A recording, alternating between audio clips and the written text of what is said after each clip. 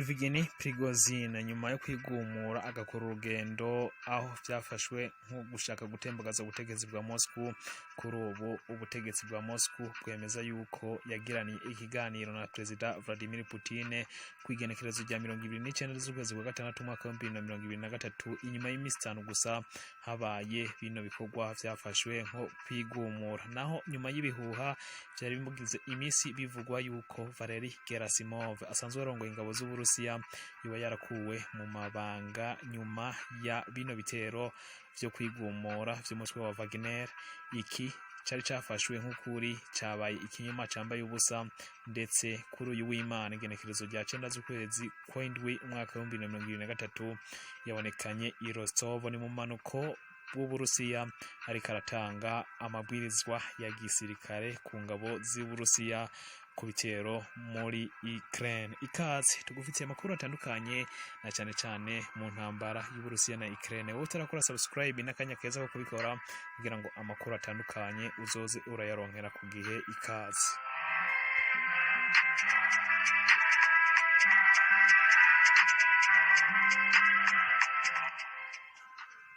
Dmitry Peskov avugira ibiro by'umukuru w'igihugu Kremlin amenyesha ko Yevgeny Prighozin yagiraniye ikiganiro na Perezida Vladimir Putin kwigenekerezo rya 29 z'ukwezi kwa gatandatu umwaka wa 2023 nyuma y'iminsi 5 gusa yari iheze umutwe wa Wagner ukoze ibisa no kwigumura ushaka gufata igihugu, ugafata ibigwanisho ukerekeza i Moscow uciye mu manuko ubanje gufata ikigo cya gisirikare cha Rostov on Don ugahagarara umaze kugenda ibirometero 780 byose. Ibi byari byateje uruhagarara n'urunturuntu ku butegetsi bw'Uburusiya ko bushobora gutembagaza. Gusa ibi byaje gupfa, ndetse Prighozin bari batanguye kumushiraho ibihano n'impapuro zo kumuta muri yombi no kumufunga biba impfa gusa, ndetse mu byumvikanywe byemeranijwe ko agiye kuva mu gihugu cy'Uburusiya akerekeza muri Belarus nk'uko Perezida Lukashenko Alexander atwara iki gihugu yari yabyemeje. Peskov yemeje ko Vladimir Putin yahuye na Prighozin ari kumwe n'izindi ndongozi 35 nkuru mu mutwe wa Wagner mu ngoro y'umukuru w'igihugu Kremlin aho bagiraniye ikiganiro. Peskov yagize ati umukuru w'igihugu yatumiye indongozi 35 harimo n'abajejwe komandema muri Wagner harimo na Prighozin. Inama yabereye i Kremlin kugenekerezo rya 29 z'ukwezi kwa gatandatu kandi yamaze amasaha 3. Nta byinshi tugiye gutangaza ku iyi nama, gusa icyonzi ni kimwe ngiye kubabwira nuko Perezida Vladimir Putin yagize icyo avuga kandi yarakwiye kumenya kumvo y'ibyabaye kugenekerezo rya 24 z'ukwezi kwa gatandatu uyu mwaka, ndetse nuko ibitero bihagaze kuva byatanguzwa kugenekerezo rya 22 z'ukwezi kwa kabiri mu mwaka uheze. Putin yumvirije uko uyu mutwe wasiguye imvo yo kwigumura wakoze, yababwiye uko akazi kabo gakwiye gukorwa nuko bakwiye kwitwara ku rugamba. Abakomando ba Wagner nabo nyene basiguye imvo yo kwigumura n'ivyabaye kugenekerezo rya 24 ruhenshi, bizeza ko bashigikiye umukuru w'igihugu Perezida Vladimir Putin, ndetse ko batiteze namba kudohoka kugwanyira igihugu cabo cabavyaye barazwe na basokuru. Aya niyo majambo Dmitry Peskov asanzwe avugira Kremlin yashikirije. Bimeze uko Peskov ariko akaba atigeze asigura namba uko umuyobozi wa Wagner ari ndetse nuko amerewe kuri ubu. Ibi rero akaba ari byo bibandanya bitohozwa. Mu ndwi iheze Alexander Lukashenko asanzwe ari umukuru w'igihugu cya Belarus yemeje ko nyuma y'iminsi mike Prighozin ari mu gihugu cya Belarus yongeye gusubira i Moscow cyangwa se i St Petersburg aho asanzwe avuka. Aganira n'amenyesha makuru niba umuyobozi wa Wagner byavugwa ko kuva kuwa kabiri igenekerezo rya 27 z'ukwezi kwa gatandatu umwaka wa 2023 iyo bari muri Belarus. Lukashenko yemeje aya makuru aho yemeje kuri uyu kuri no genekerezo rya gatandatu z'ukwezi kw'indwi umwaka wa 2023 ko Prighozin atari muri Belarus, aho yagize ati bishoboka ko ari i St Petersburg muri aka gatondo, biteganijwe ko afata indege aja i Moscow canke ahandi hantu, gusa kugeza ubu ntari ku butaka bwa Belarusi.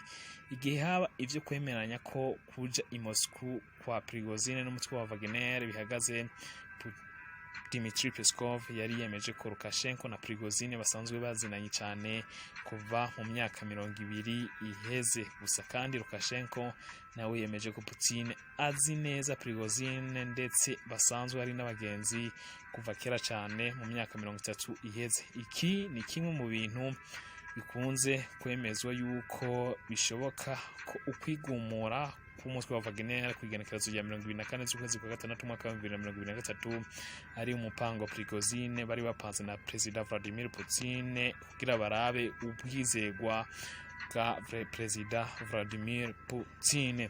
Igihe haba kwigumura, byavuga ko Prighozin yagaragaje akababaro nyuma yuko uburongoye igisirikare cy'Uburusiya Gerasimov ndetse n'umusirikiranganje wo kwivuna abansi Sergei Shoigu bombi bashaka ko umutwe wa Wagner usambuka mu gihe we yashaka ko uguma uhagaze bwuma.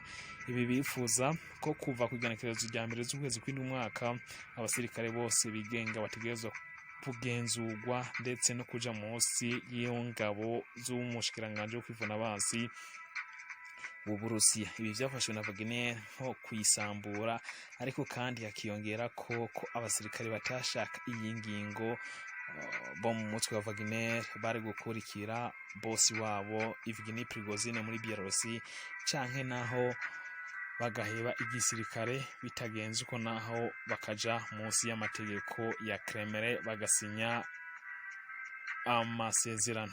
Kuyu wa gatatu uheze, igisata kijejwe umutekano FSB cinjiye mu nzu ya Yevgeny Prighozin gusaka, ndetse ivyo bateye bavyereketse abanyamakuru, aho harimo ibifovya vy'amafaranga, zahabu, amapasiporo atandukanye akoresha adasa, ibigwanisho n'ibindi vyatowe mu rugo iwe i St Petersburg asanzwe avuka kandi asanzwe anaba.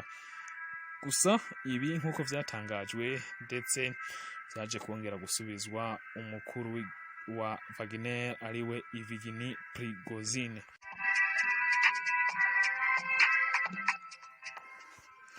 President Lukashenko asanzwe ari inshuti ya President Vladimir Putin, ndetse kuyuwandwiza ukwezi kw'indwi mwaka wa 2023 yari yemeje yuko Belarusi hamwe n'Uburusiya bacumva kimwe umugambi, aho yageze ati dufise aho kuganirira, ndetse no mu kanya gaheze twamye tuganira, turi nk'abari mu bwato bumwe turiko durahangana kugira ngo buno bwato ntiburohame. Biruko mu gihe Prighozin nubwo atanezezwa namba nuko ingingo zigenda zifatwa zatumye yigumura, na cane cane kurongoye igisirikare c'Uburusiya ariwe Gerasimov, we ntiyari bwigere yongera kubonekana kugeza ejo hahise kugenekerezo rya 9 z'ukwezi kw'indwi mwaka wa 2023. Ibihuha vyagumye bikwiragira ko uyu yoba yarakuwe mu mabanga ndetse agasubirizwa no mugenzi we, nkuko The Moscow Time hamwe na Daily Mail. Moscow Time ni kinyamakuru gisa n'igidashikiriza ivyiza vy'ubutegetsi bw'Uburusiya, aho cemeza yuko uyu atari bigera agaragara kuva imigumuko yakaba kugenekerezo rya 24 z'ukwezi kwa gatandatu. General Gerasimov w'imyaka 37 vyemezwa ko yakuwe nyuma y'amezi 6 yaraheze umutwe wa Wagner biciye kuri Yevgeny Prighozin. We yamye avuga ibitagenda neza ku kungene apanga urugamba.